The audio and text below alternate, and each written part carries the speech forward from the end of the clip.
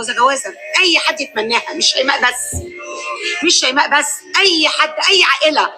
يا جماعه ده مستشار، ومستشار قاعد على المنصه. طيب مش حته محامي تقال له يا سياده المستشار، لا. طب سؤال مهم. اتفضل. صلوا بينا على النبي عليه الصلاة وأزكى السلام، زيدوا النبي صلاة. أم شيماء عمالة تغلط في الناس كلها، غلطت في ابنها طليقها، غلطت في صاحبة بنتها، غلطت في المحامين نفسه. بتقول لك ده مستشار قاعد على المنصة، مش حتة محامي وبيتقال له يا مستشار. يعني احنا عارفين من يعني المستوى الثقافي بتاعك والعلم بتاعك، فانت في حاجات مش فاهماها. كلمة مستشار أساسا بتتقال للمحامي لأنه رأي استشاري يتم استشارته في القضايا، لكن القاضي بيقضي، يقضي يعني بيفصل، فهو اسمه قاضي. المادة 37 من قانون المحاماة بتقول لا يجوز إطلاق لقب مستشار على القاضي، لأن دورهم هو القضاء والحكم وليس تقديم الاستشارات القانونية سواء بمقابل أو دون مقابل. ويعد استخدام هذا اللقب خطأ شائع في مصر. يعني المستشار تبع القانون هو المحامي، مش حتة محامي، لا، هو المحامي اسمه مستشار والقاضي اسمه قاضي. ده وفقا لقانون المحاماة المادة 37. وجت المادة 142 من قانون السلطة القضائية، قالت إنه يتم استبدال كلمة مستشار بقاضي في كافة النصوص، مؤكدة على استقلال القضاء واحترام اختصاصاته، كما يؤكد على مكانة المحاماة كرسالة سامية ترتقي للبحث عن الحق والعدل. يبقى أنت كده كنت جاهلة في النقطة دي يا أم شيماء، إن هو مش حتة مستشار يعني محامي، لا، المحامي هو اللي مستشار، القاضي قاضي. النقطة الثانية، أم شيماء عمالة تغلط في الكل، ما سابتش حد لما غلطت فيه. انت بتغلطي في الناس، يعني هي بنتك كانت ملاك الله يرحمها يعني ولا ايه؟ طب هنسمع رأيها في أيمن حجاج وازاي يتحول من ان هو ملاك لا بقى عمال قاتل. ازاي يتحول ومين اللي حوله؟ الراجل ده اللي انت اعترفتي وقلتي كان كويس وكان بيحبها، ايوه، وكان بيعاملنا كويس، ايوه، حتى اهله كانوا ناس كويسين. ايوه. الراجل المتزن ده، لا، هو معانا احنا، عايز، بص، هو عايز بيته هادي، وعايز لما يخش. الراجل كان كويس، أهله كويسين، إيه اللي يحوله من نقيض للنقيض؟ وهي بتقول لك أيوة، إيه اللي دخل حياته حوله من قاضي شريف ابن ناس وعنده أخلاق إن هو أصبح قاضي وضيع مستقبله ومستقبل عياله، وخلى واحدة زي أم شيماء دي عمالة تجيب سيرة عيلته وسيرة ولاده وسيرة مراته اللي مأذية دلوقتي على حاجة هي مالهاش ذنب فيها. كونه راح يتجوز واحدة من وراها وحصل اللي حصل، ده ذنبها ايه؟ تجرحي مشاعرها كل شوية، تجرحي مشاعر ولاده، تجرحي مشاعر اهله، ايه ذنبهم؟ انت نفسك قلت ان هو كان فرصة بالنسبة لكم، صراحة كان صيد ثمين بالنسبة لكم، بالنسبة للبيئة اللي انتوا عايشين فيها وبالنسبة لمستوى التعليم ومستوى الأخلاق. كان أيمن حجاج مستوى بالنسبة لكم. انت طالعة بتتباهي بأيمن حجاج بعد ما قتل بنتك، إن بنتك بصلها واحد مستشار أو اتجوزها واحد مستشار. يعني انت عايشة على حس أيمن حجاج لدلوقتي، ودي غلطة عمره واللي بيدفع ثمنها أولاده وعيلته. وبعدين انت مش رحمة أي حد، يعني ما يطلع علي أم شيماء يقول لك ده كان عليها قضايا كذا وكذا وكذا، وكلها تقول لك يطلع الورق، ما تروحي ترفعي عليه قضية. مش انت عمالة تقولي أنا برفع قضايا؟ بدل ما تقولي يطلع الورق، روحي ارفعي عليه قضية سب وقذف وتشهير، بيشهر بيك. طالعه بتتكلمي برضو على صاحبة بنتك، بقى صاحبة بنتك سيئة، سيئة، معرفش هي طالعه عليه، المفروض هي قطع علاقتها بشيماء قبلها ب6 شهور، وكانت تهمة سرقة، تسرق هدومها او ملابسها الداخلية او الصينية. طب انت يا علياء طالعه تعملي لقاءات على اساس ايه؟ واحدة سرقتك، ما صنتش العيش والملح وقطعت علاقتها بيكي، انت طالعه تعملي علاقات. فانتوا كلكم بيئه اجتماعيه واخلاقيه شبه بعض، ان كانت ام شيماء ولا علياء، كلكم زي بعض، ما تختلفوش عن بعض حاجه، بس هو الشكل. وبعدين انت طالعه ام شيماء. ايمن حجاج مش بتاع اكل، ايمن حجاج راجل ليدي خالص. يعني ايه ليه دي؟ ما هو في واحد ليدي ما يقدرش يتكسف يشيل كيس فاكهه. يعني ايه الجمله؟ ليدي يعني هادي رقيق بسكوته بتشوفوريه كده. أوكي. وفي واحد عادي يعني يتكلم كده، فده حاجه وده حاجه. الشعبي ده اللي يقدر مثلا يشتري فاكهه ويشتري حاجات لبيته والكلام ده مش تقول ايمن حجاج ده ليدي، ده ما بيشيلش فاكهه، كأن شلت الفاكهه ان الواحد يشتري لبيته فاكهه ويشتري لبيت متطلباته، دي مش من سمات الرجوله. وليدي دي سيده يا ام شيماء، البسكويته في نفسه. مين اللي حوله لكده؟ مين اللي حوله لقاتل ومجرم؟ مين؟ تربيتك يا ام شيماء. تقعد تقول لك ايه ده ابصر المشنشه المصديه. لا هو يا بنتي كانت جميله الجميلات، ما هو كله فلات وانت عارفه انها فلات. على فكره يا ام شيماء بنتك شبهك جدا، بس واخده لون باباها اللي انت عماله تشتمي فيه ده. وبعدين انت طالعه بتقولي انا مش هديه حق الشرع، ولا انت هتعدلي على ربنا يا ام شيماء؟ انت هتعدلي على رب العالمين. هو ربنا قال لك اديله حق تديله حق، انت مش ماشيه القوانين بمزاجك. وبعدين سبحانك يا رب، ست لا بتكل ولا بتمل، لا بتكل ولا بتمل، بتحب الشهره قد عينيها. شوف الفيديو ليها وهي طالعه من ورا الكرسي من سفر الاعلام وخايفه من الخرباوي. ليه خير في حاجه ولا ايه؟ عملوا يا اخويا بيان ده ولا خطاب؟ بصراحه انا خايفه. لا ده خطبه عصماء. خطبه؟ لا طب يبقى انا كده جايه لك. لا تعالى اتفضلي، ده خطبه عصماء. اتفضلي مش معاك.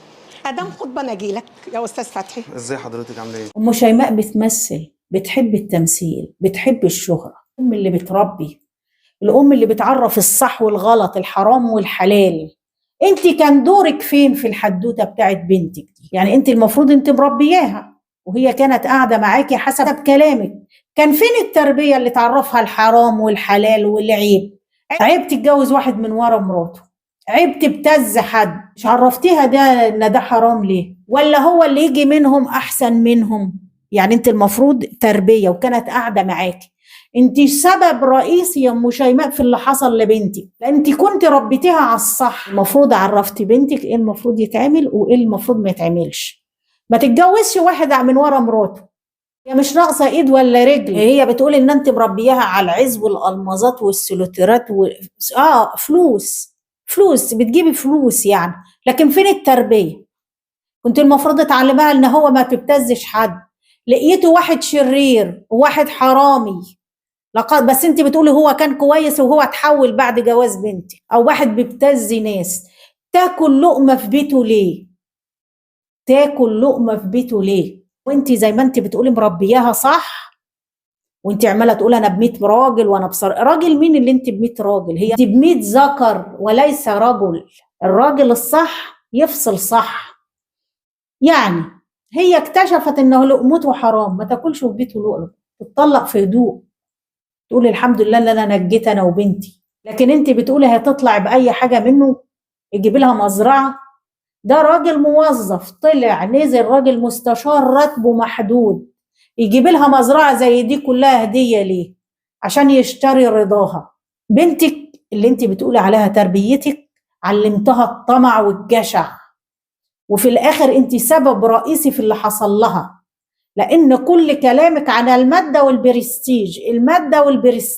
اللي هو ايه البرستيج ده بقى؟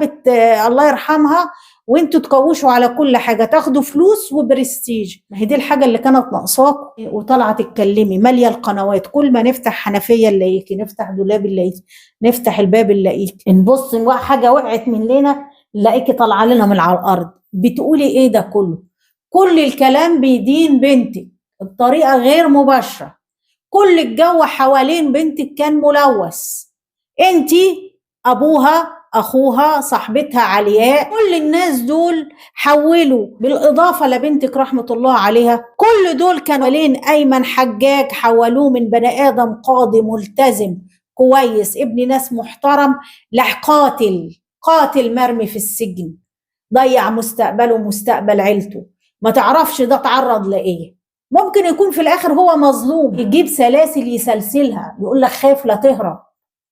يعني هو كان رد فعل مش فعل. فاللي كانت بنتك بتعمله ده نتيجة تربيتك.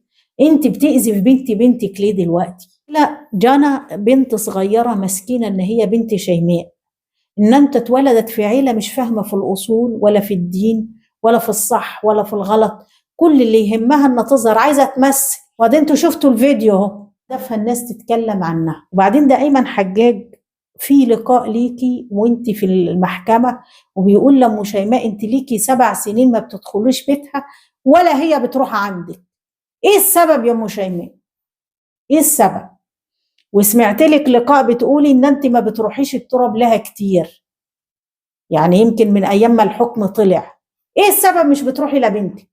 بدل ما تطلعي تخلي الناس تمسك سيرتها، وروحي التراب زوريها، اقرا لها الفاتحه. المتوفي بينتظر اهله يزوروه. ايسل بتروح تزور بنتها كل اسبوع وسلمت امرها لله، قالت لك ده قضاء الله وقدره، واللي حصل ده سوء تربيه للام، اساءت تربيه ابنها، وده خرب البيوت كلها. اسأت تربيه بنتك، ما ربيتيهاش صح، لان انت لو ربيتيها صح ما تتجوزش واحد متجوز تاني. هقول ما تبتزش واحد لقيت ان فلوسه حرام، ما تاكلش لقمه في بيته ولا هي ولا بنتها، وخصوص ان هي مش لازمها فلوس. ما انت بتقولي ده واحده بتغرقها الماظ من صغرها، يعني الفلوس كتير، كان لازمته ايه الابتزاز والطمع يعني؟ فانت يا ام شيماء قصرت في حق بنتك.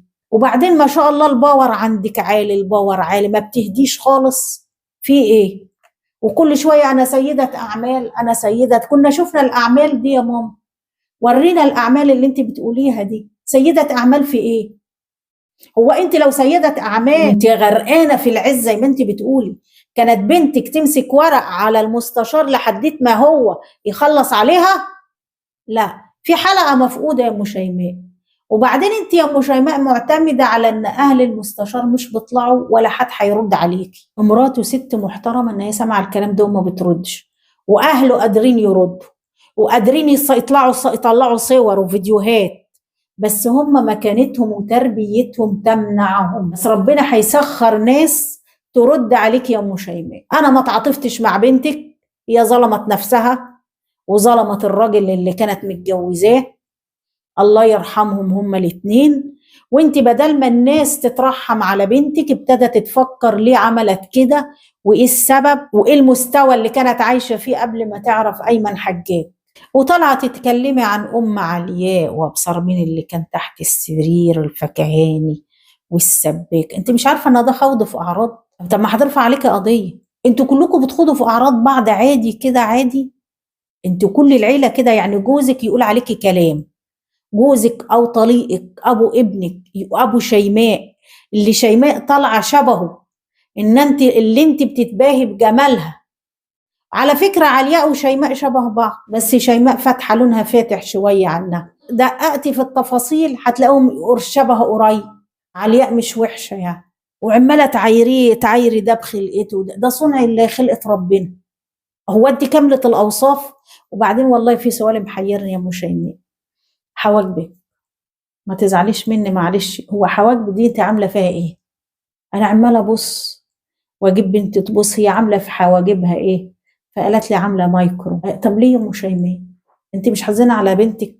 بتقول انا ما اقلعش الاسود اللي انت عاملاه في حواجبك ده يا ام شيماء؟ حاجه غريبه. فانت يا ام شيماء نصيحه لوجه الله، ما كنتيش تظهري في الاعلام. انت عايزه انت فتره وهتخلصي، بعبوا بيكي البرامج، بيسلوا بيكي الناس، بيخلي الناس تفكر 100 مرة وتقولوا أيمن حجاج ده هو اللي جابه لنفسه، أيمن حجاج ده مسكين، أيمن حجاج ده اتظلم إنه وقع في المستنقع ده، مستنقع. هيقولوا كده. انت بتضري بنتك الله يرحمها مش بتنفعيها، وبتضري حفيدتك. ولا هو الموضوع مش فارق معاكي؟ الموضوع ان انت هتنشهري وعملت لك صفحة على التيك توك وهتعملك قناة وتطلعي كل شوية تحكي لنا تدلو بدلوك.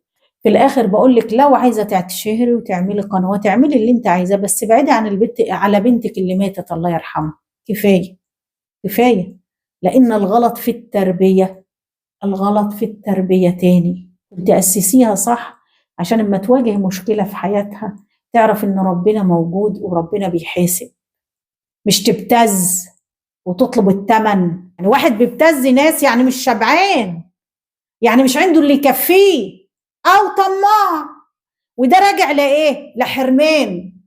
يعني كانت عايشة محرومة متأسسة على الحرمان، انت ظلمتيها في الدنيا ودلوقتي بتظلميها في الآخرة ان انت بتجيبي سيرتها.